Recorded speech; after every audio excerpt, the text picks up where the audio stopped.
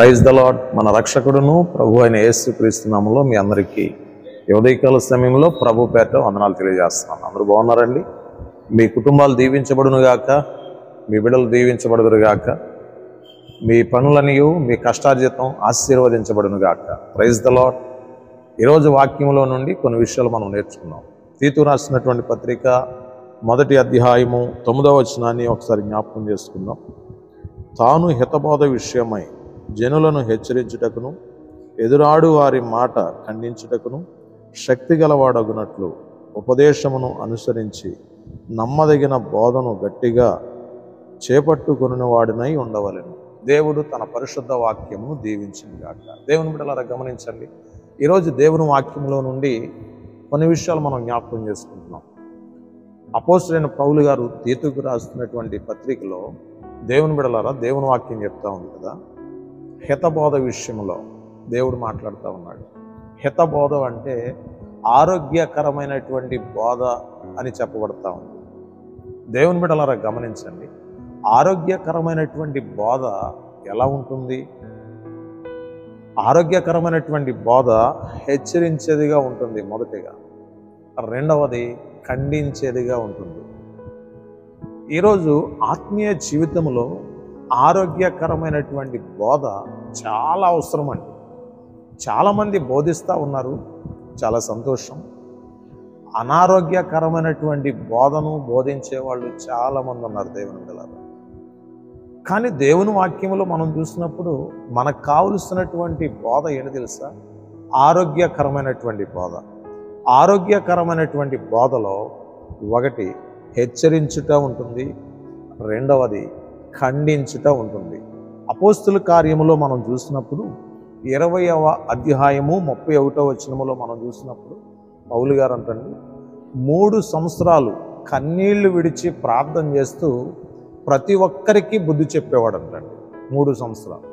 దేవుని బిడ్డలారా గమనించండి, ఈరోజు మనం బోధించేటువంటి బోధలో, మనం ప్రసంగించేటువంటి ప్రసంగంలో ఉండవలసినవి ఏంటి తెలుసా?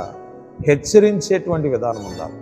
ఈరోజు చాలామంది చూడండి, లోకములో నశించిపోతూ ఉన్నారు, పాపంలో నశించిపోతున్నారు, అంధకారంలో నశించిపోతున్నారు.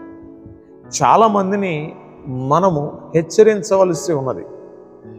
ఏంటంటే, పాపంలో జీవిస్తే నరకానికి వెళ్ళిపోతారు, పాపంలో జీవిస్తే పాతాళానికి వెళ్ళిపోతారు, పాపంలో జీవిస్తే అనారోగ్యానికి గురవుతారు అని మనము హెచ్చరించవలసినటువంటి అవసరత మన మీద ఎంతైనా ఉంది దేవుని. అది ఆరోగ్యకరమైనటువంటి బోధ. మరొక విషయం ఏంటి తెలుసా? ఖండించాలి. అవసరమైతే పౌలు గారు వాళ్ళే బుద్ధి చెప్పాలి దేవుని బిడ్డలారా. ఈరోజు చూడండి, చాలామంది యవన జీవితంలోనే డ్రింకింగ్కి లోనైపోయే వాళ్ళు ఉన్నారు, పాపానికి లోనైపోయే వాళ్ళు ఉన్నారు, స్మోకింగ్కి లోనైపోయే వాళ్ళు ఉన్నారు. ఎచ్చలవిడిగా తిరుగుతూ ఎవరిష్టానుసారంగా వాళ్ళు లోక సంబంధముగా ఒక మూర్ఖులుగా, దుర్మార్గులుగా జీవిస్తూ ఉన్నారు దేవుని బిడ్డలారా. అటువంటి పరిస్థితుల్లో జీవిస్తున్న వారిని మనం హెచ్చరించవలసినటువంటి అవసరం ఉంది. దేని ద్వారా తెలుసా? దేవుని వాక్యం ద్వారా. అటువంటి వారిని ఖండించవలసినటువంటి అవసరం మన మీద ఉంది. అపోస్తలుడైన పౌలు గారు హెచ్చరించాడు, ఖండించాడు, బుద్ధి చెప్పాడు దేవుని బిడ్డలారా. ఈరోజు చూడండి, ఇది ఆరోగ్యకరమైనటువంటి బోధ. దేవుని బిడ్డలారా, ఆత్మీయ జీవితంలో మనకు కావాల్సింది ఏంటి తెలుసా? ఆరోగ్యకరమైనటువంటి బోధ చాలా అవసరం దేవుని బిడ్డలారా. ఈరోజు నువ్వు ఆరోగ్యకరమైనటువంటి బోధను అనుసరించి జీవిస్తున్నావా? అనారోగ్యకరమైనటువంటి బోధను అనుసరించి జీవిస్తున్నావా? ఆరోగ్యకరమైనటువంటి బోధలో హెచ్చరించుట ఉంటుంది, ఖండించుట ఉంటుంది, బుద్ధి చెప్పుట ఉంటుంది. దైవజనులు మనలను హెచ్చరించినప్పుడు, ఖండించినప్పుడు, బుద్ధి చెప్పినప్పుడు మనలను మనం సరి చేసుకుని వాక్యానుసారంగా జీవిస్తే ఖచ్చితంగా పరిశుద్ధాత్మదేవుడు నిన్ను, నన్ను, మన కుటుంబాలను ఆశీర్వదించి ముందుకు నడిపిస్తాడు. దేవుడు ఈ పరిశుద్ధ మాటలను దీవించునుగాక. మీ అందరి కోసం నేను ప్రార్థన చేస్తాను. దయచేసి తలలు వంచండి, ప్రార్థన చేసుకుందాం. మహాపరిశుద్ధుడైన తండ్రి, మీకు స్తోత్రాలు, వందనాలు.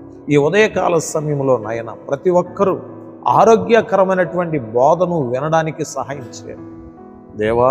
చాలామంది లోక సంబంధంగా జీవిస్తూ లోకములో ఉన్న వాటిని వెంబడిస్తూ నశించిపోతా ఉన్నారు.